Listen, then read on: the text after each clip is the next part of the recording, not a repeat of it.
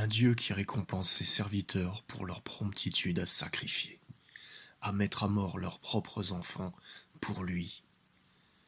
Quelle atrocité! Quelque chose d'horrible, d'abominable, que pourtant les Juifs et les chrétiens voient d'une belle manière.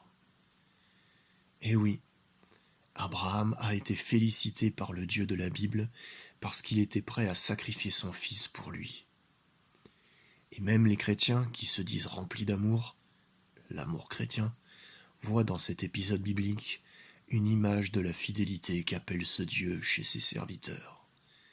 Parce qu'il est écrit, tu dois aimer l'Éternel ton Dieu. Pour une personne équilibrée, mentalement et émotionnellement, l'aptitude d'Abraham n'est qu'un état de folie et de méchanceté qui serait justement ce qu'il y a de plus répréhensible. Et pourtant, ce Dieu le félicite et le récompense, comme si c'était bien d'être dérangé au point d'être prêt à tuer son fils. Pour un Dieu, ce Dieu est horrible. La Bible, un livre rempli d'horreur et d'atrocités.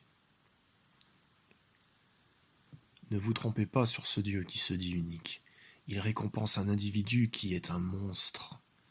Cela montre bien la nature et la personnalité réelle de ce Dieu, quoi qu'il prétende avoir fait au final dans le récit biblique.